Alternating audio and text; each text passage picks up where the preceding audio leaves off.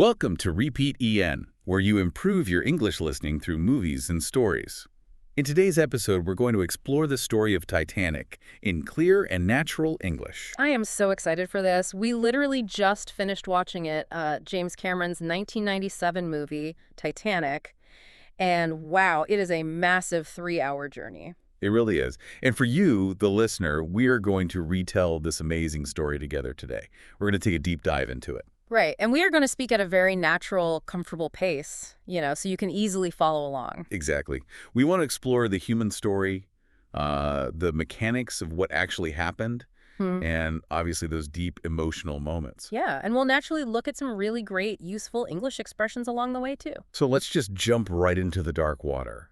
Where does this story actually begin? Well, it actually starts in the present day. I mean, the movie came out in 1997, so it's 1996 in the story. It's 84 years after the Titanic sank. Right, so we are not in 1912 yet. Exactly. We are 2.5 miles down at the very, very bottom of the Atlantic Ocean.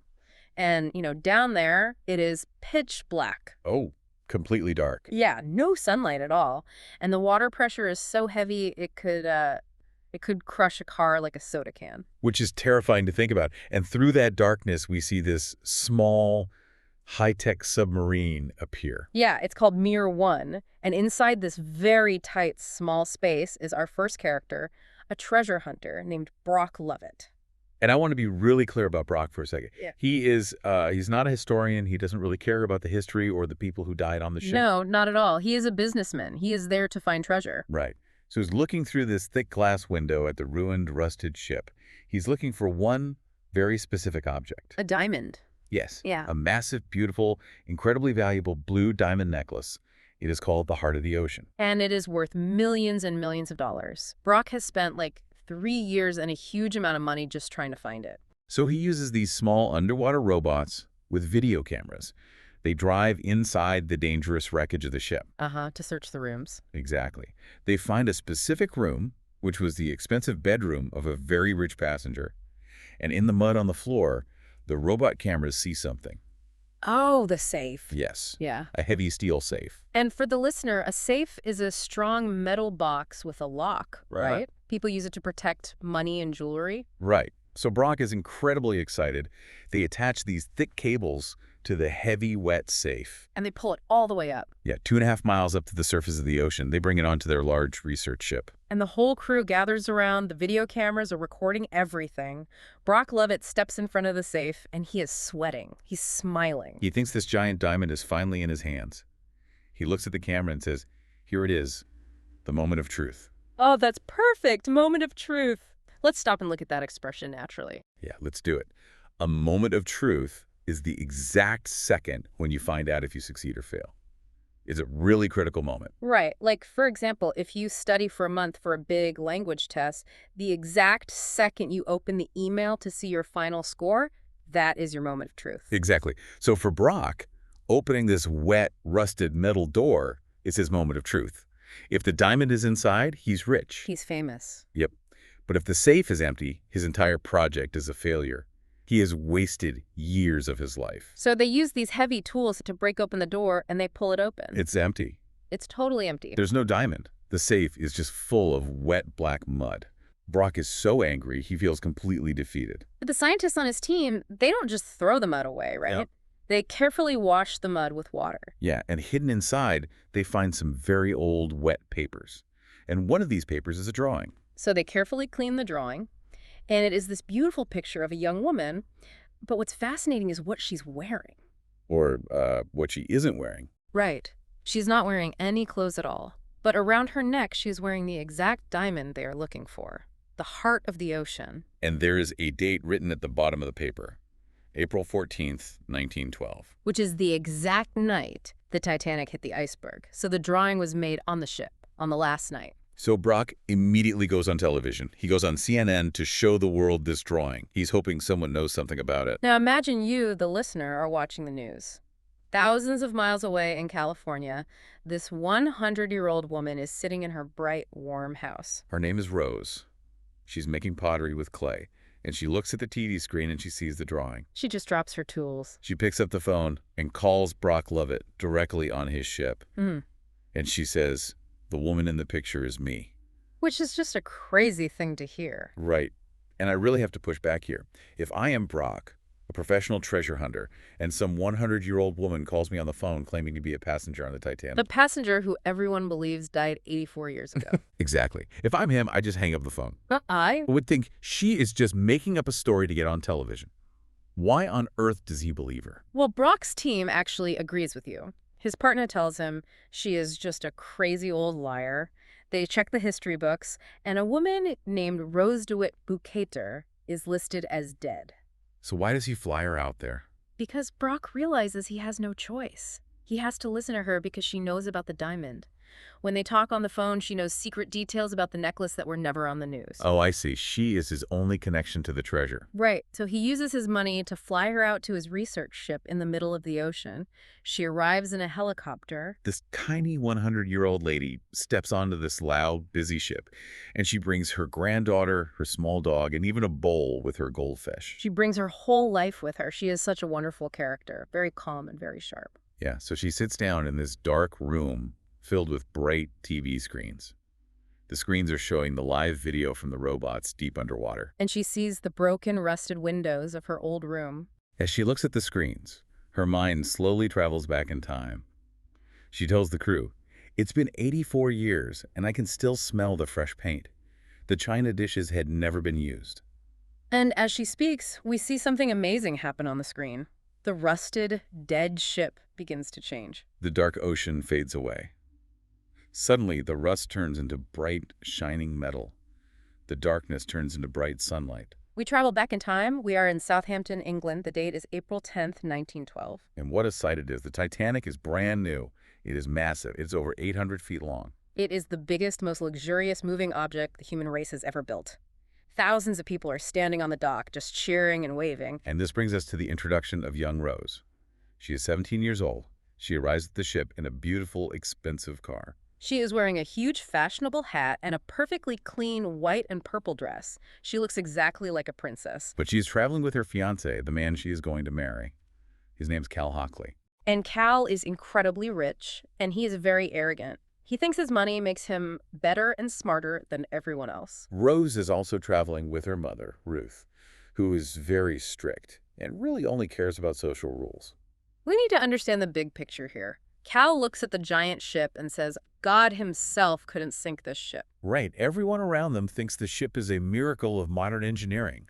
It is the pride of human achievement. But Rose feels completely different. Yes, she looks up at this giant, beautiful ship, and she thinks it is a prison. She tells us, to everyone else, it was the ship of dreams. To me, it was a slave ship, taking me back to America in chains. Let's explain why a rich girl in expensive clothes feels like a slave. Because in 1912, women in her social class did not work. They married rich men. And Rose's family actually has no money left. They are secretly bankrupt. Her mother is forcing Rose to marry Cal so they can pay their debts and keep their expensive lifestyle. Rose is basically being sold to Cal. Outwardly, she looks like the perfect, quiet, rich girl, but inwardly, she is screaming for freedom. She wants to read art books, she wants to think for herself, but she is trapped. Meanwhile, just minutes before the ship is supposed to leave, we see a completely different world. We go to a smoky, dirty pub near the docks. And there is a poor young American artist named Jack Dawson sitting at a table. He is playing a game of poker with his Italian friend Fabrizio against two angry men. Jack is the complete opposite of Cal. Jack is a drifter. He travels around the world with no home, no steady job, and no plans for tomorrow. But he is very smart, very observing, and he loves his life. Right now, he is in the middle of a very tense card game. In the middle of the table, sitting on top of some small coins, are 2 tickets for the Titanic. And the ship is leaving in exactly 5 minutes. The clock on the wall is ticking. And here we can use our expression again. Remember, moment of truth. The exact time when you find out if you win or lose. Jack holds his cards. This is his moment of truth. He looks at his friend Fabrizio and says, somebody's life's about to change. He turns his cards over. He has a winning hand. He wins the game. He wins the tickets. The joy in this scene is explosive. Jack and Fabrizio grab their small bags. They run out of the pub. They are sprinting as fast as they can toward the dock. The ship is blowing its huge whistle. The massive doors on the side of the Titanic are starting to close. Jack yells to his friend, "We're going to America. We're practically royalty." They jump onto the ship just seconds before the doors lock shut. Let's pause and ask you, the listener, a question.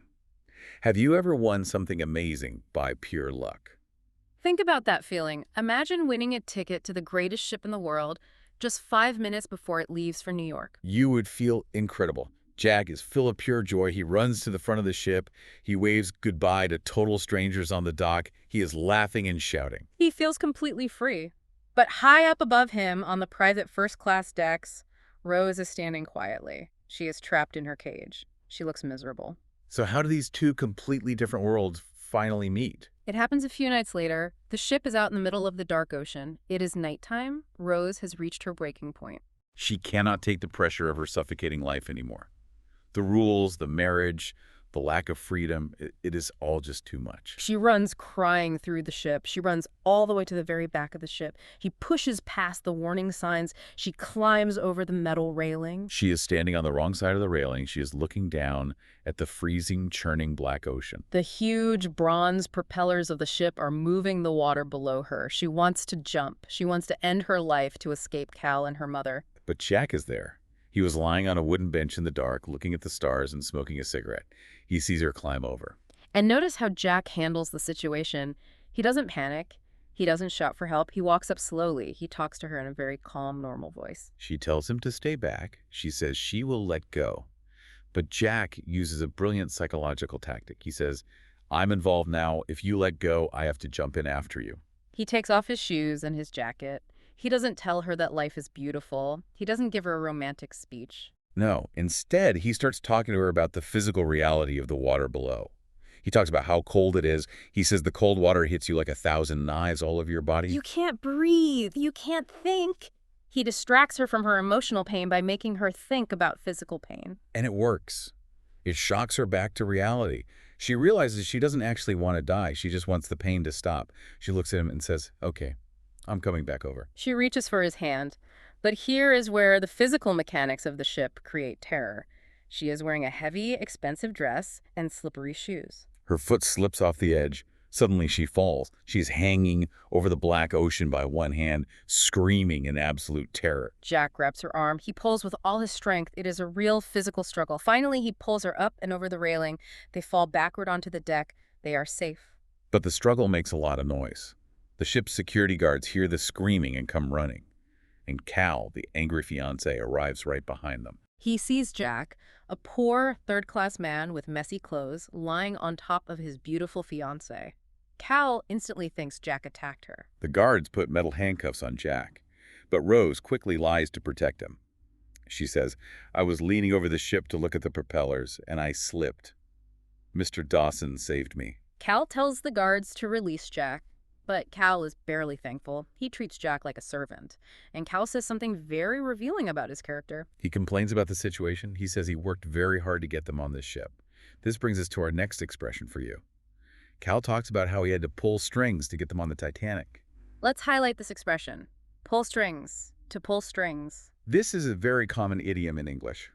If you want a job at a big company and your uncle is the president of that company, your uncle can make a secret phone call to get you the job. Right. Your uncle can pull strings. It means to use your power, your money, or your secret connections to get what you want, often bypassing the normal rules. Exactly. Cal is a man who always pulls strings. He believes his money can buy any result he wants. He thinks he can control the world. Jack, on the other hand, is a poor artist. Jack has no strings to pull. He survives by his own intelligence. So, as a reward for saving Rose's life, Cal invites Jack to join them for dinner the next night. But not just a normal dinner. He invites Jack to a formal dinner in the first-class dining room. Cal thinks this will embarrass Jack. He wants Jack to look foolish in front of the rich people. It is a cruel joke. Think about this situation. Jack wears old, dirty clothes. He doesn't have any money. And now he has to sit at a table with millionaires, politicians, and businessmen. He has to know which fork to use, how to sit, and how to speak. But Jack is incredibly adaptable. He is very smart. He gets some help from a friendly, rich woman named Molly Brown. Molly is loud and funny. She is new to money, so the other rich people look down on her, but she likes Jack. She lends Jack a tuxedo, a very nice, formal black suit that belonged to her son. Jack cleans up perfectly. He washes his face, he puts gel in his hair, he puts on the expensive suit. When he walks down the grand staircase into the dining room, He looks exactly like a young millionaire. Rose is amazed when she sees them. He sits at the dinner table with Cal, Rose, and Rose's strict mother, Ruth. And Ruth is terrible. She wants everyone at the table to know that Jack is poor. She asks him personal questions to embarrass him. She asks how he can enjoy a rootless existence. That means a life with no permanent home and no stable income. But Jack is not embarrassed at all. He is perfectly comfortable. He answers her honestly. He tells the table that he loves his life. He says he has everything he needs, air in his lungs and some blank paper for drawing. He points out how funny life is. He says that just a few nights ago he was sleeping under a bridge, and now he is drinking fine champagne with the richest people in the world. And this leads to our third highlight expression. It is a very important philosophy for the story. Jack raises his glass of champagne. He looks around the table and says, I figure life's a gift and I don't intend on wasting it. You never know what hand you're going to get dealt next. You learn to take life as it comes at you, to make it count. Make it count. Let's explain this natural phrase. To make it count means to do something meaningful with the time or the chances that you have. Time is limited. Life is short. Right. If you make it count, you live fully. You don't waste your opportunities. Jack wants to live every single day with purpose and energy. He wants to make his life count. The rich men at the table are actually amazed by his honest answer. They respect his confidence. Rose smiles at him warmly. She raises her glass and says, to making it count. But the dinner itself is incredibly boring. The women wear tight corsets that make it hard to breathe. The men go off to a separate room to smoke cigars and talk about money and politics. It is all rules and manners. So Jack slips a small piece of paper into Rose's hand, a secret note. It says, make it count. Meet me at the clock. Rose sneaks away from her mother and Cal. She meets Jack on the staircase. He takes her by the hand, and they go deep down into the bottom of the ship, into the third-class area. He takes her to a real party. The contrast between the two worlds is brilliant. Upstairs, everyone is quiet, sitting straight, drinking tea, and following strict rules. Downstairs in third class, it is an explosion of life. People are playing fast, energetic music on fiddles and accordions. They're drinking big glasses of beer, dancing on tables, laughing and shouting. Rose is wearing a very expensive, tight dress, but she doesn't care. She takes off her fancy shoes. She dances with Jack. She spins around the room. She dances until she is sweating, breathing heavily, and laughing out loud. She drinks beer. She arm wrestles with a man. She has never felt so free in her entire life. This is such a great moment. Why do you think Rose likes the third-class party so much more? It's not just because the music is faster. Exactly. It's because down there, no one knows who she is. No one is judging her.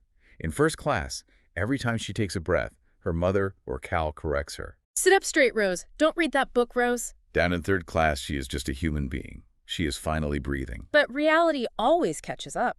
Cal's bodyguard, a dangerous man named Lovejoy, was watching them. He sees Rose dancing with the poor artist. The next morning, Cal is furious. He walks into Rose's room while she is having breakfast. He violently flips a heavy table over, breaking the dishes. He points his finger in her face.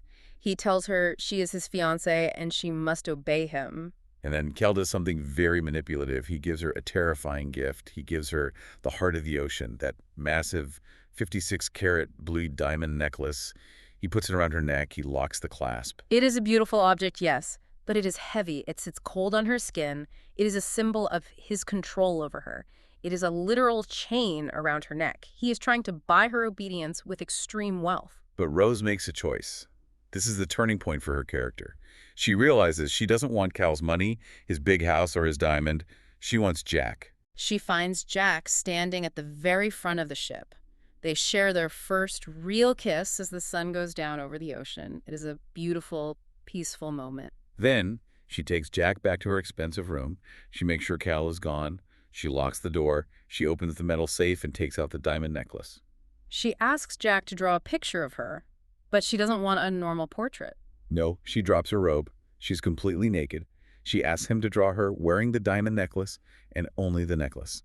We really need to understand the deeper meaning here. This is not just a romantic or intimate moment between two young people. It is much more powerful. Rose is taking her power back. Yes. By undressing, she is stripping away her expensive clothes, her high-class society, and the rules of her mother. By asking a poor artist to draw her this way, she is completely rejecting Cal. She's declaring her own freedom. Exactly. It's an act of total rebellion. She is locking this moment into history. After Jack finishes the beautiful drawing, which is the exact same drawing Brock Lovett finds in the Lud, 84 years later, they know Cal's bodyguard is looking for them. They see him coming down the hall. They grab their coats and run. They run laughing through the ship, hiding from the bodyguard. They run deep into the cargo area of the ship, where the heavy luggage and automobiles are stored. They find a beautiful, brand-new Renault car parked in the dark. They get into the back seat. They lock the doors. It is a deeply romantic, hidden moment for them. But while Jack and Rose are falling in love, the machinery of disaster is moving. High up on the bridge of the ship, a terrible mistake is being made. The bridge is the command center where the captain steers the vessel. Bruce Ismay is on the bridge. He is the rich businessman who owns the White Star Line Company. He owns the Titanic. And he is talking to Captain Smith. Ismay is pushing the captain to make the ship go faster. He wants to arrive in New York early on Tuesday night. Why risk the ship just to arrive early? Because of the media. Ismay says, this maiden voyage must make headlines. He cares about the newspapers. He wants the world to talk about his amazing fast ship. He wants free advertising and glory. The captain is an experienced man, but he listens to the rich owner. He agrees to light the last boilers, the massive fires that power the engines. This pushes the ship to its maximum speed. But there is a huge problem. They're receiving warning messages on the radio from other ships. Ice warning. Heavy ice. They ignore the warnings. They believe the ship is unsinkable, so they don't care about ice. They are moving incredibly fast at night, straight into an ice field. And nature is working against them. The environmental conditions that night are strange and deadly. First, the ocean is perfectly flat. It is like a sheet of black glass. Usually, ocean waves hit icebergs and create white foam. The foam makes the icebergs easy to see in the dark, but tonight there are no waves, no foam. Second, there is no moon. The sky is full of stars, but there is no moonlight to illuminate the ice. It is just a wall of darkness. And third, high up in the ship's mast, in a tiny basket called the crow's nest, two lookouts are staring into the dark, but they do not have binoculars. The ship's company misplaced the binoculars before they sailed. So these men are just using their eyes in the freezing wind, trying to spot danger in pitch-black darkness while moving at maximum speed. It is a recipe for disaster. Suddenly, the temperature drops even more. One of the lookouts sees a massive black shadow blocking out the stars directly in front of them. It is an iceberg.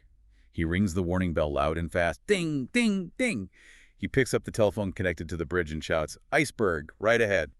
The officers on the bridge panic. They shout orders to reverse the massive engines and turn the steering wheel all the way to the left. They want to steer around the ice.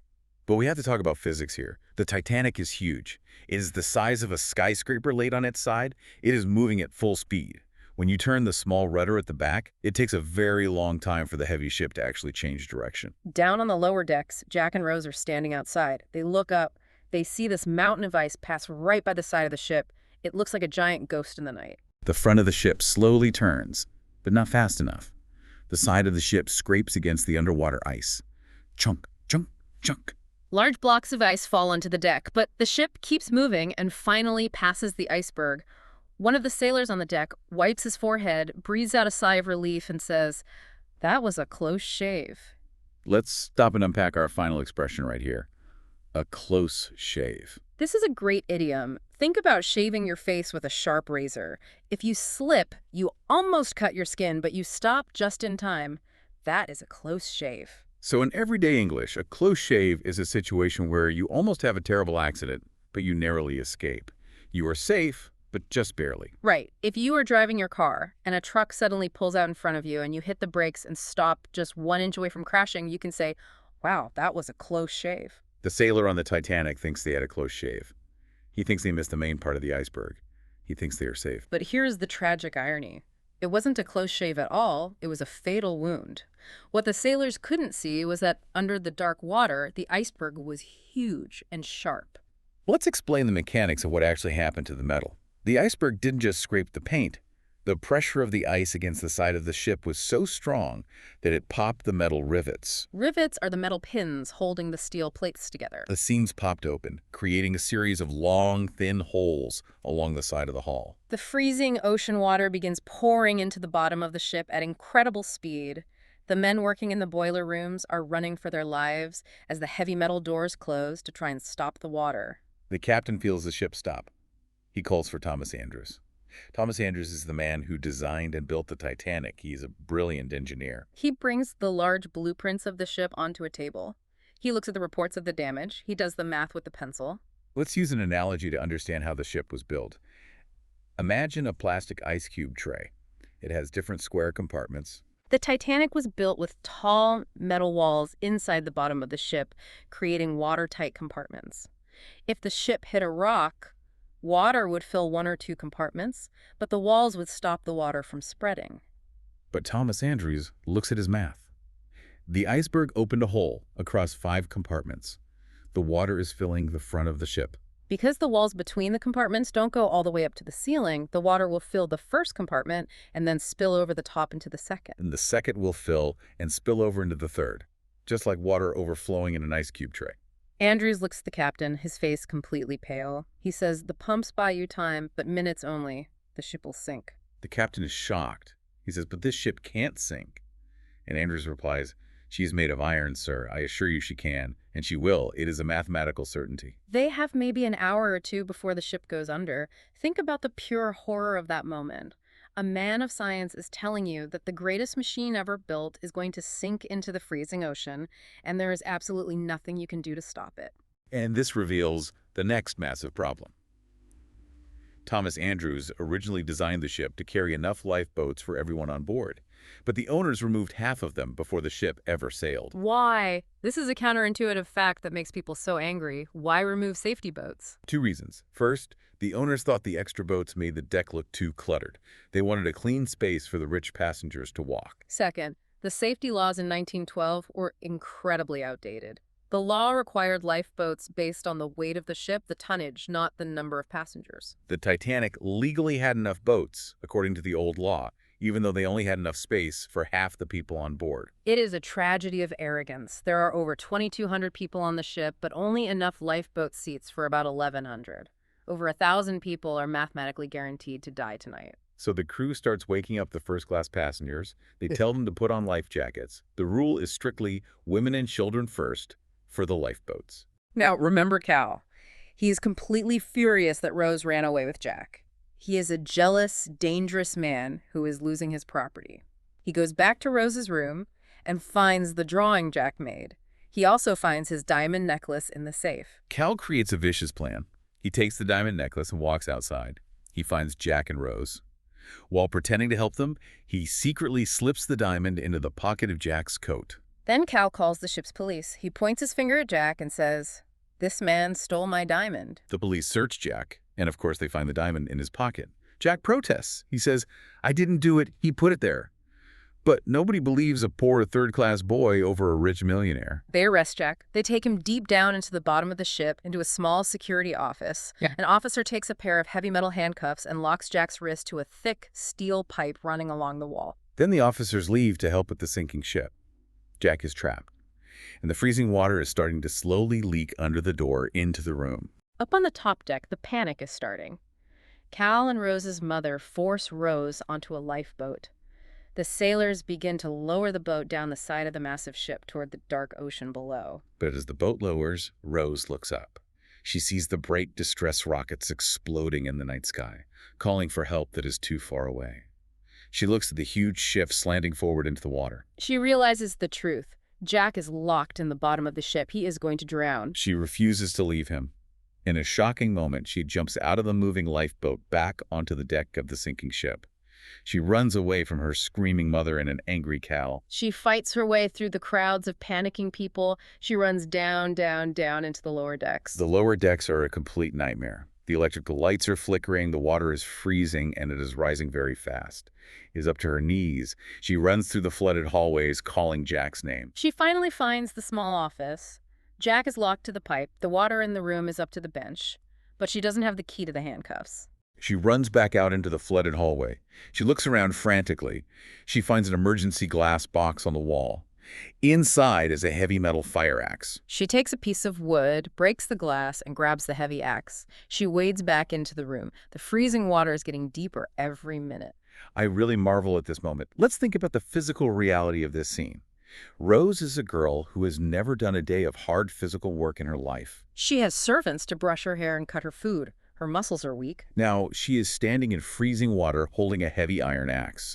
Jack stretches his arms out. He puts his wrists tight against the metal pipe. He tells her, hit the chain. Practice on that wooden cupboard first. She swings the heavy axe at a wooden cupboard and misses entirely. She doesn't know how to swing it. The tension is incredible. If she misses the chain and hits his wrist, she will cut his hand completely off. The water is rushing in. It is freezing their legs. She lifts the axe high over her head. Jack closes his eyes. Rose closes her eyes. She swings the axe down as hard as she possibly can. Clang. She perfectly hits the middle of the metal chain. The chain breaks. Jack pulls his arms back. He is free. They hug each other in the freezing water. But the danger is not over. They have to escape the bottom of the ship. The water is rising behind them like a monster. They fight their way up locked staircases. They push through crowds of terrified third-class passengers who are locked below decks by the ship's crew. Yes, the class discrimination in the survival rates is horrible. Many gates keeping the third-class passengers below decks were kept locked to give the first-class passengers time to get into the boats. Jack and Rose manage to break through a gate and finally make it back outside to the top deck. But the situation outside is total chaos. The front of the ship is now completely underwater. The back of the ship, the stern, is rising higher into the air. Cal sees them. He realizes he is losing control of Rose forever. He decides to play one last trick. He pretends to make a deal with Jack. He says, I have an arrangement with an officer to get on a boat. I can get Jack on too if you get in this lifeboat now. Jack plays along. He lies to Rose, telling her to go so she will be safe. Rose is crying. She steps into the lifeboat. The sailors begin lowering the boat down the side of the ship. She looks up at Jack, standing on the deck. She looks at his face.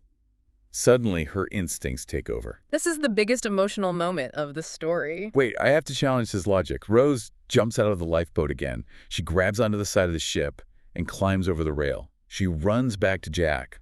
Logically, this is insane. Yeah, she had a guaranteed spot in a safe boat. By jumping back onto a sinking ship, she just becomes another person Jack has to save. Why does she do this? Because of the emotional truth, not the logical truth. Jack says the same thing you just said. He holds her tight and says, why did you do that? You're so stupid. But she looks at him and says, you jump, I jump, right. If she stays in the boat, she goes back to Cal. She goes back to the cage. She would survive physically, but she would die inside. She chooses a few hours of freedom with Jack over a lifetime of slavery with Cal. Cal sees them hugging on the stairs, and Cal completely loses his mind. His jealousy explodes into violence. He grabs a heavy pistol from his bodyguard. He runs after them, shooting the gun. Dang! Bang! Jack and Rose run for their lives, dodging bullets. They run down the flooded wooden stairs of the first-class dining room.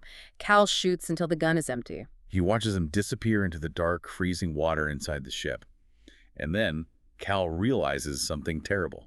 He pats his pockets. Earlier in the night, he put his heavy coat over Rose's shoulders to keep her warm, and the 56-carat diamond was still in the pocket. He has lost his fiancée, and he has lost his massive treasure. Jack and Rose are now trapped inside the sinking ship. They have to swim through flooded hallways. The water is so cold it makes them gasp for air. They finally find a door that leads to the outside deck at the very back of the ship. By the time they reach the outside, the Titanic is dying. The physical stress on the ship is too much. The heavy machinery inside breaks loose. The giant engines fall forward. The electric lights flicker and turn off completely. The ship is now just a massive black shadow against the stars. And then a terrifying noise echoes across the ocean. The noise of millions of pounds of tearing metal. The ship's keel, the spine of the ship, cannot hold the weight of the back half hanging in the air. The ship actually breaks in half. The front half sinks deep into the water, pulling the back half straight up into the air.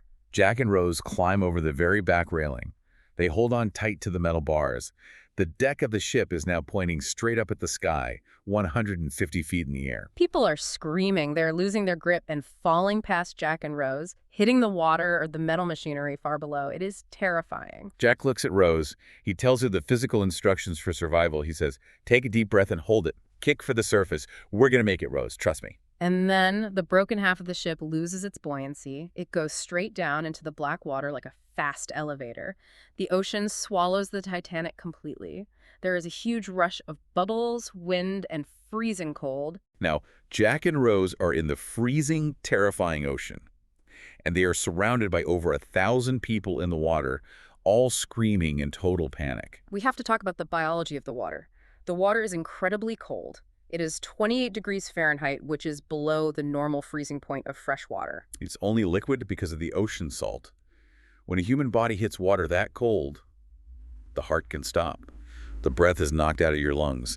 It feels like burning fire. Jack and Rose surface, gasping for air. The chaos around them is horrific.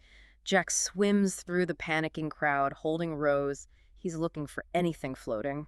He finds a large piece of broken wood. It looks like an elegant wooden doorframe from one of the first-class lounges. He helps Rose climb on top of it.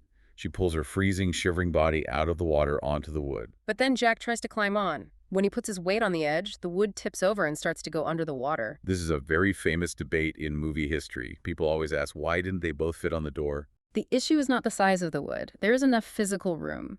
The issue is buoyancy. The piece of wood does not have enough buoyancy to hold the weight of two adult bodies above the freezing water. If they both get on, it sinks, and they both sit in the freezing water and die. Jack realizes this instantly. He feels the wood sinking. He doesn't try again. He makes a split-second decision. He stays in the freezing water, holding onto the edge of the wood with his hands so Rose can stay dry and live. And here we have one of the most heartbreaking, beautiful promises in movie history. The stars are shining brightly. Jack's teeth are chattering violently.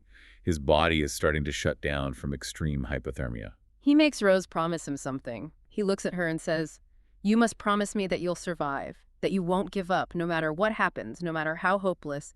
Promise me now, Rose, and never let go of that promise." He tells her the exact opposite of what her mother wanted for her. He tells her she is going to have many babies and watch them grow and ride horses and die an old lady warm in her bed. He is giving her the final gift of his spirit. He is making sure she doesn't give up. Rose promises, she says, "I promise I will never let go." Slowly, horribly, the screaming around them stops. The freezing cold takes everyone's life. The panic turns into complete silence. The ocean is completely still. The stars are reflecting on the smooth water. Jack and Rose are absolutely still. Jack is resting his chin on his hands on the edge of the wood. Hours pass. Finally, far away in the dark, a small light appears. It is a flashlight. One lifeboat, led by Officer Lowe, has finally come back to search the water for survivors. Rose hears the splash of the oars in the water. She turns her head. Her hair is literally frozen to the wood. She whispers, "Jack, Jack, there's a boat." She shakes his hand to wake him up. But Jack doesn't wake up. He doesn't move. He is frozen to death in the water. His eyes are closed. He is gone. It is such a heavy, emotional moment. Rose cries. Her heart breaks. She wants to just close her eyes and die there with him. But she remembers the promise. She remembers she told him she would survive. She takes his frozen hand. She says to him, "I'll never let go, I promise." She kisses his hand, and she slowly lets him slip into the dark ocean. He sinks down into the deep water. Then she does something incredibly brave. She pushes herself off the wood, back into the freezing water. She swims over to a dead officer floating nearby. He has a whistle around his neck. She puts the freezing metal whistle in her mouth and blows it with all the strength she has left in her lungs. The lifeboat hears the sharp sound. They turn around and pull her out of the water. She is saved. The next morning, a rescue ship called the Carpathia arrives. The sun is up. Rose is wrapped in a heavy blanket, sitting on the deck with the other survivors. Cal is on the ship too. He managed to survive by cheating his way onto a lifeboat. He walks around looking for Rose. Rose sees him walking toward her, but she turns her face away and hides deep inside her blanket. Cal walks right past her. She never speaks to him again. The cage is broken forever. Later, as the rescue ship arrives in New York City in the pouring rain, an immigration officer is taking the names of the survivors.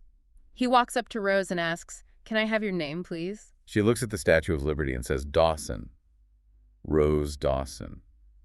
She takes Jack's last name in her heart, completely erasing her old life and her old identity. That brings us all the way back to the present day. We are back on the research ship Keldysh. The 100-year-old Rose has finished telling her story. The crew is completely silent. Some of them have tears in their eyes. Brock Lovett, the treasure hunter, changes.